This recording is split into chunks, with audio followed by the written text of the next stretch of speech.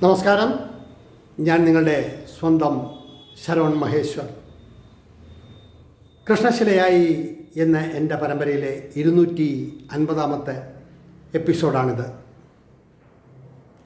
ഇന്ന് ഞാൻ നിങ്ങളോട് പറയുന്നത് പ്രശസ്ത കവിയും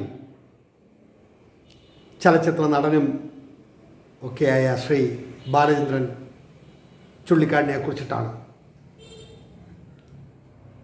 എൻ്റെ കാഴ്ചപ്പാടിൽ സൗമ്യനായ ഒരു മനുഷ്യൻ,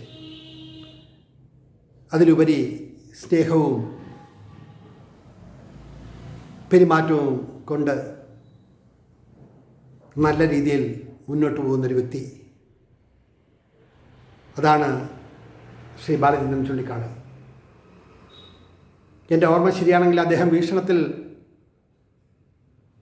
വർക്ക് ചെയ്യുന്ന സമയത്താണെന്ന് തോന്നുന്നു. അന്ന് ഭാഷാവിദഗ്ധനും ലിംഗ്വിസ്റ്റിക് ഡയറക്ടറുമായിരുന്ന AD രാജൻ വീക്ഷണം ദിനപത്രത്തിൻ്റെ എഡിറ്ററായിരുന്ന അവസരത്തിലാണ് എൻ്റെ കുറേയധികം കവിതകൾ വീക്ഷണത്തിൽ അച്ചടിച്ചു വരുന്നത്. എൻ്റെ ഓർമ്മ ശരിയാണെങ്കിൽ 10-35 വർഷത്തിന് മുമ്പുള്ള കാര്യമാണ് നിങ്ങളോട് പറയുന്നത്. AD രാജനും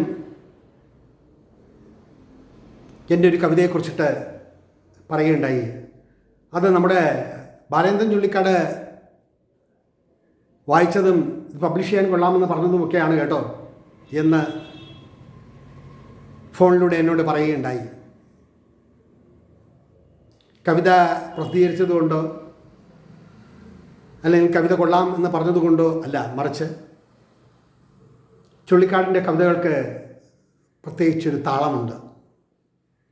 ജീവിതത്തിൻ്റെ അനുഭവത്തിൻ്റെ വിവിധ തലങ്ങൾ തൊട്ടു തലോടിപ്പോയ കവിതകൾ. ചിലപ്പോൾ എഴുതും, ചിലപ്പോൾ എഴുതില്ല. പഴയ വിജയ് ഹാളിൽ വെച്ചാണ് ഞാൻ ബാലചന്ദ്രൻ ചുള്ളിക്കാടിനെ ചില വേദികളിൽ കണ്ടിട്ടുള്ളത്. നേരിട്ട് കാണുന്നതും സംസാരിക്കുന്നതും വർഷങ്ങൾക്ക് മുമ്പ് 2-3 വർഷങ്ങളായെന്ന് തോന്നുന്നു. ഒരു പ്രഭാതത്തിൽ എൻ്റെ വീട്ടിൻ്റെ ഉമ്മറക്കൊലായിൽ ഞാനങ്ങനെ ഇരുന്ന് പേപ്പറും വായിച്ചിരിക്കുമ്പോൾ എൻ്റെ വീടിൻ്റെ മുന്നിലൂടെയുള്ള പാതയിലൂടെ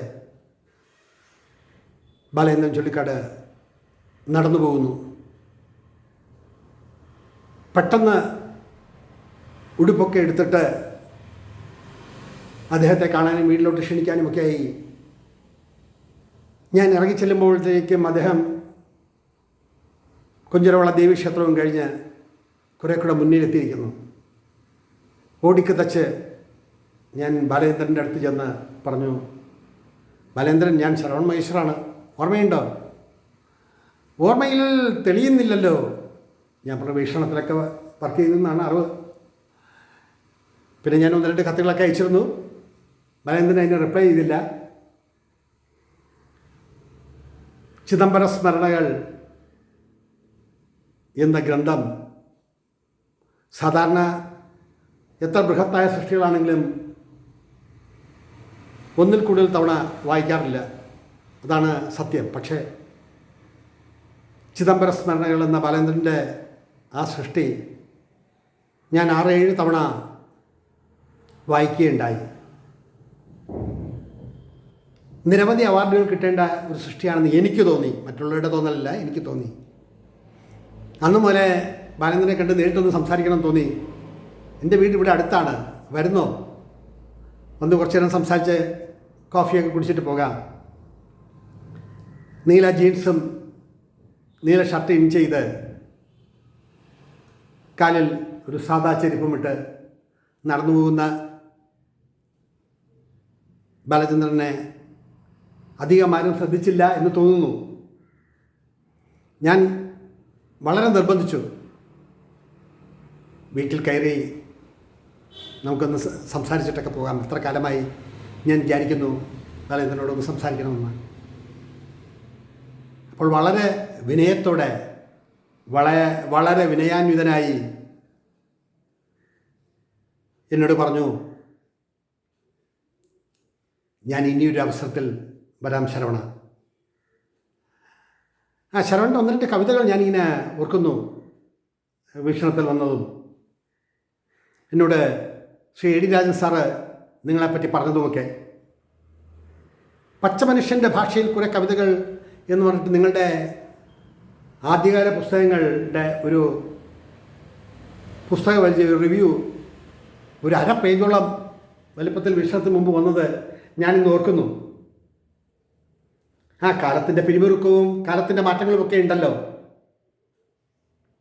അതിൽ രാശിക്കാരൻ്റെ കുജൻ 18 എന്ന പേരിൽ എഴുതിയൊരു കവിതയുണ്ടല്ലോ. അത് 1-2 തവണ ഞാൻ വായിച്ചപ്പോൾ എനിക്ക് തോന്നിയത് മനുഷ്യൻ്റെ ചിന്തയുടെ ആഴം എത്രമാത്രമാണ്, മനുഷ്യൻ ഏതെല്ലാം തലത്തിൽ ചിന്തിക്കുന്നു എന്നൊക്കെ അത് വായിച്ചപ്പോൾ എനിക്ക് തോന്നിയിട്ടുണ്ട്. പക്ഷെ നമ്മൾ നേരിട്ട് സംസാരിക്കുന്ന എപ്പോഴാണല്ലോ. അപ്പോൾ ഞാൻ പറഞ്ഞു, എങ്കിൽ നമ്മുടെ അടുത്തുള്ള കടയിൽ നിന്ന് ചായ കഴിച്ചിട്ട് പോകാം. ശരവണ ക്ഷമിക്കണം, ഞാനൊരു സീരിയലിൻ്റെ ഷൂട്ടിങ്ങിനായിട്ട് വന്നതാണ്. അതിൻ്റെ ഇടവേളയിൽ ഈ നാടും നാട്ടുംപുറവും ഇവിടുത്തെ കാഴ്ചകളുമൊക്കെ കണ്ടുപോകാം എന്ന് കരുതിയതാണ്. 10:30 അവിടെ എത്തണം. ഇപ്പം തന്നെ 9:30 മണി കഴിഞ്ഞ് 1 മണിക്കൂറേ ഉള്ളൂ. ഞാനൊക്കെ ജീവിക്കുന്നത് അതുകൊണ്ടാണല്ലോ. അപ്പോൾ കറക്റ്റ് സമയത്തിന് ചെല്ലാതിരുന്നാൽ ഉണ്ടാകുന്ന ബുദ്ധിമുട്ടും പ്രയാസങ്ങളും ശരവണന് മനസ്സിലാകുമല്ലോ. ഇനിയൊരു അവസരത്തിൽ തീർച്ച ഞാൻ ശരവണൻ്റെ വീട്ടിൽ വരാം, ഇപ്പോൾ എന്നെ വിടൂ എന്ന് ഞാൻ സംസാരിച്ചു. അപ്പോൾ എൻ്റെ മുഖത്തെ ആ മൗനവും എൻ്റെ ആ വിഷമവും തെളിഞ്ഞു കണ്ടപ്പോൾ ബാലേന്ദ്രൻ ചുള്ളിക്കാട് പറഞ്ഞു, തീർച്ച ഞാൻ വരും.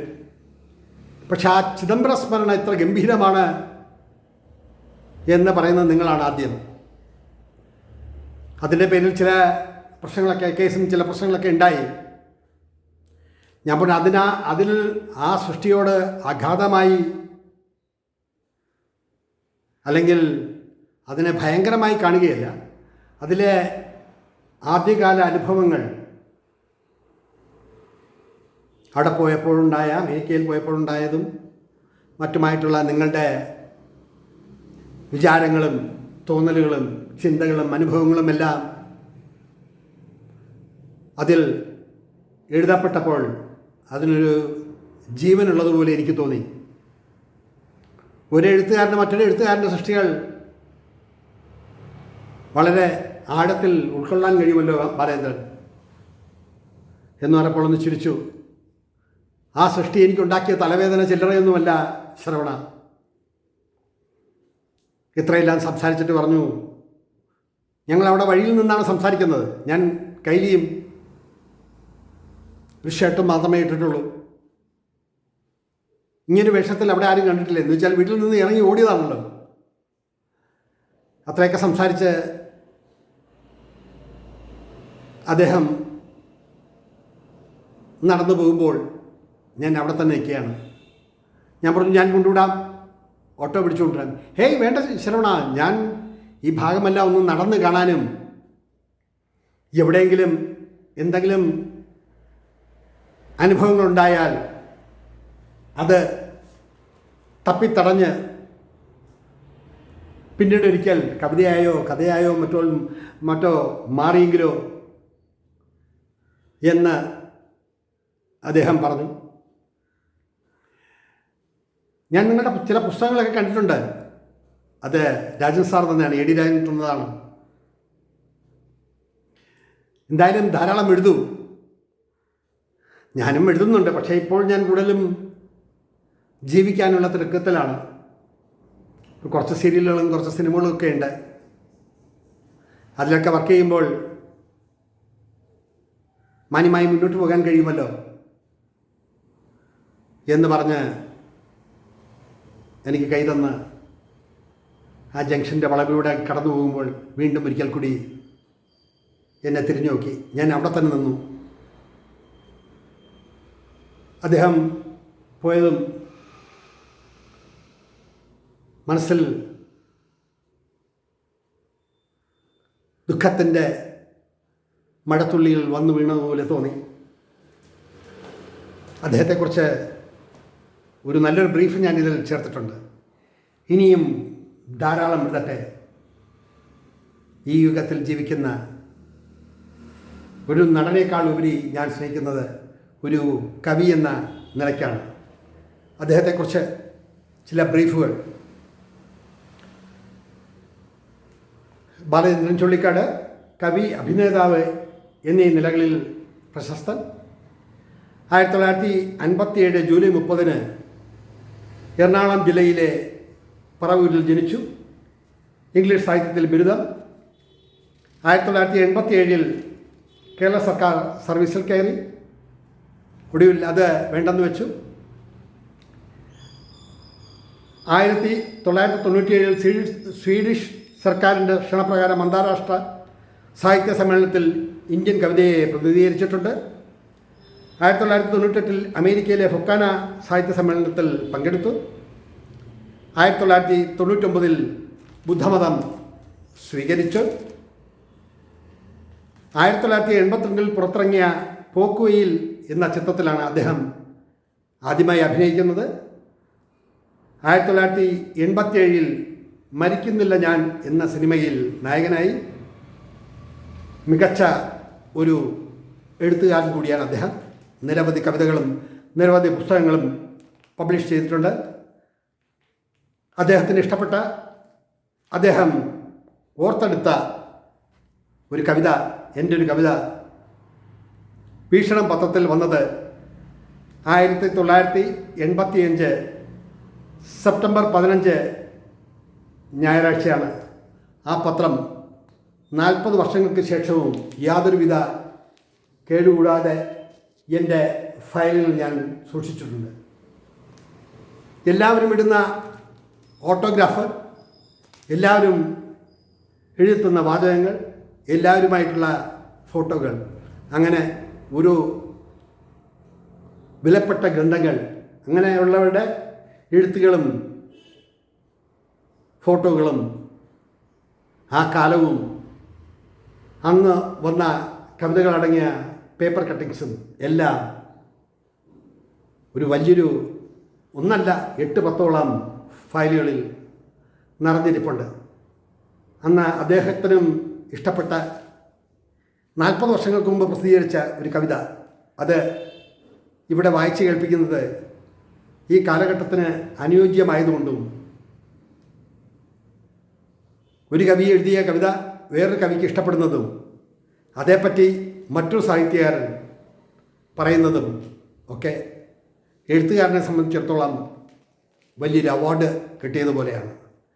ആ കവിതയിലെ വരികൾ നിങ്ങൾക്ക് വേണ്ടി ഞാനിതിൽ വായിച്ച് കേൾപ്പിക്കാം. രാശിക്കാരൻ്റെ കുജൻ 18, ശരവൺ മഹേശ്വർ.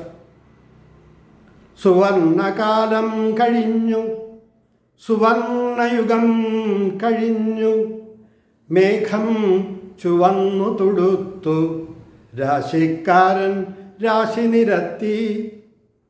കുജൻ 18 നിൽക്കുന്നു, പ്രവർത്തി നല്ലതല്ല, കൂടുതൽ ഉറങ്ങണം.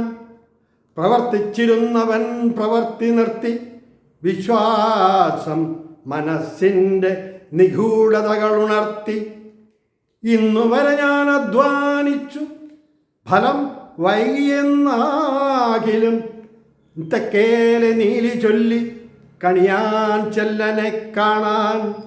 തെക്കേലെ നീലി ചൊല്ലി കണിയാൻ ചെല്ലനെ കാണാൻ. ഉണ്ടില്ല ഉറങ്ങിയില്ല, കടം മേടിച്ചു വണ്ടി കയറിച്ചെന്നു ഞാൻ രാശിക്കാരൻ്റെ വീട്ടിൽ. നീണ്ട വരിയിൽ തുണ്ടുമേടിച്ച് തൻ്റെ പക്ഷം നോക്കി കാത്തിരിക്കുന്നു കുഞ്ഞുകുട്ടി പരാധീനക്കാർ. എൻ്റെ മോൻ ഗൾഫിൽ പോകുമോ? അവൻ 1.5 ലക്ഷം ശൈതനം കിട്ടുമോ? അവൻ്റെ അമ്മയ്ക്ക് സിനിമയിലൊന്ന് അഭിനയിക്കാൻ പറ്റുമോ?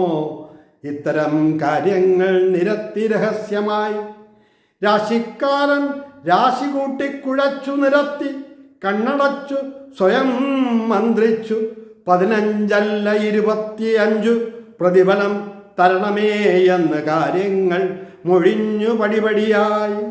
മകൻ ഗൾഫിൽ പോകാൻ 1.5 വർഷം കഴിയണം. മേടക്കൂറിൽ ചൊവ്വ നിൽക്കുന്നു. ഇളിയിൽ ദേഹരക്ഷ കെട്ടണം. രൂപ 200 ചിലവ്. ദീർഘനിശ്വാസത്തോടെ ഭവതി ചൊന്നു. 200 അല്ല 400 വേണ്ടില്ല. അവനങ്ങ് പോണമെനിക്ക്. മുഖത്ത് പൗഡറിടണം. നടിയായി ഉയരണം. പ്രപഞ്ചത്തിന് വിലപേശണം. പടി കൊടുത്തു തൊടുകയോടെ ഇറങ്ങി സന്തോഷത്താൽ എൻ്റെ ഊഴം വന്നു. ഞാൻ കയറി. ദേഹാസ്വാസ്ഥ്യം മനക്ലേശമെന്നതാണ് പ്രശ്നം. രാശിക്കാരൻ രാശി നിരത്തി. സമയം തടയാൻ 1.5 വർഷക്കാലമെടുക്കും. നോക്കി ഞാൻ ആകാശസീമയിലേക്ക് കണ്ണും നട്ടിരുന്നു 1.5 വർഷക്കാലം. രാശിക്കാരൻ്റെ പള്ള വീർത്തതു മിച്ചം. രാശിക്കാരൻ്റെ പള്ള വീർത്തതു മിച്ചം. ഞാൻ എൻ്റെ നശിച്ച ദിനങ്ങളെ ഓർത്തു നെടുവീർപ്പുട്ടു. ഈ ഒരു കവിത അന്ന് പ്രസിദ്ധപ്പെടുത്തി കഴിഞ്ഞ ശേഷം കുറേയധികം പേർ വിമർശിച്ചു. രാശിയും ജ്യോതിഷവും എല്ലാം വ്യക്തതയും ശക്തവുമാണ്. നിങ്ങളുടെ കാഴ്ചപ്പാടുകളിനോട് എനിക്ക് യോജിക്കാൻ കഴിയില്ല.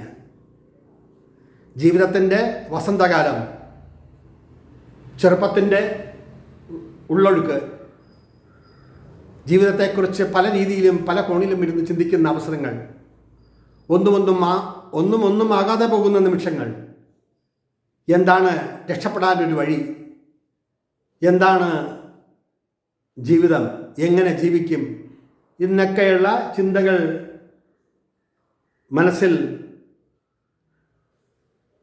തിരയോട്ടം നടത്തുമ്പോൾ നമ്മളറിയാതെ പലതും ചിന്തിച്ചു പോകും. അസ്ട്രോളജി ഈസ് എ സയൻസ് എന്നാണ് പ്രമാണം. ജ്യോതിഷം സത്യസന്ധവും അതേപ്പറ്റി അവഗാഹമായി പഠിച്ചിട്ടുള്ളവരും ഈ ലോകത്തുണ്ട്. ഒരുപാട് അനുഭവങ്ങൾ പിൽക്കാലത്ത് എനിക്ക് തന്നെ ഉണ്ടായിട്ടുണ്ട്. അന്നെഴുതിയ ആ കവിതയിൽ നിന്നും ഇന്നത്തെ ജീവിത പ്രക്രിയയിൽ ഒരുപാട് സത്യങ്ങൾ, ഒരുപാട് ചിന്തകൾ എൻ്റെ മനസ്സിൽ വന്ന് ഭവിച്ചിട്ടുണ്ട്. പറഞ്ഞാൽ വിശ്വസിക്കാത്ത തരത്തിലുള്ള ഒരുപാട് അനുഭവങ്ങൾ അതിവിടെ പറയുന്നില്ല. പക്ഷേ അന്നത്തെ ചിന്തയും ഇന്നത്തെ ചിന്തയ്ക്കും മാറ്റം വന്നിരിക്കുന്നു. ജ്യോതിഷം ഇതെല്ലാം അവഗാഹമായി ജ്ഞാനമുള്ളവർക്ക് അതേക്കുറിച്ച് ആധികാരികമായി പറയാൻ കഴിയും. ചിലരുടെ അജ്ഞാതമായ ചിന്തകളും അജ്ഞാതമായ തോന്നലുകളും പലരുടെയും ജീവിതത്തെ മാറ്റിമറിച്ചിട്ടുണ്ട്. പക്ഷേ അന്നത്തെ ചിന്ത 40 വർഷത്തിന് മുമ്പുള്ള ചിന്തയാണ് പറയുന്നത്. അന്നും അതിൽ നിന്നും ഗതിവിഗതികളിലേക്കുള്ള മാറ്റം. പക്ഷെ അന്ന് അങ്ങനെ എഴുതി, ഇന്ന് അങ്ങനെ എഴുതാൻ കഴിയില്ല. അനുഭവങ്ങളാണ് എല്ലാത്തിനും സാക്ഷ്യപത്രം. അന്ന് ഞാൻ ബാലചന്ദ്രൻ ചുള്ളിക്കാടിനെ കണ്ട് സംസാരിക്കുമ്പോൾ ഈ കവിതയെക്കുറിച്ച് അദ്ദേഹത്തിനോട് പറഞ്ഞപ്പോൾ അദ്ദേഹം പറഞ്ഞു, ഇന്ന് കാണുന്ന കാഴ്ചകളൊന്നും നാളെ കാണണമെന്നില്ല. ഇന്നത്തെ ചിന്തകൾ അത് നാളത്തെ ചിന്തയായിരിക്കണമെന്നില്ല. പക്ഷെ നമ്മുടെ മനസ്സ്, നമ്മുടെ എഴുത്ത്, അതെല്ലാം പിൽക്കാലത്ത് ആരൊക്കെ എങ്ങനെയൊക്കെ വിലയിരുത്തും എന്ന് പറയാൻ കഴിയില്ല. അതല്ലേ അതിൻ്റെ വാസ്തവം എന്ന് പറഞ്ഞ് നിർത്തി. ഇന്നും സിനിമയിലും എഴുത്തിലും സജീവമായി തുടരുന്ന ശ്രീ ബാലചന്ദ്രൻ ചുള്ളിക്കാടിന് അദ്ദേഹത്തെക്കുറിച്ച് ഞാനും അദ്ദേഹത്തിൻ്റെ ചിന്തകളും തോന്നിയതെല്ലാം ഇവിടെ പറഞ്ഞു. ഇനിയും ഒരുപാട് കവിതകൾ അദ്ദേഹം എഴുതട്ടെ. സാഹിത്യ മണ്ഡലത്തിൽ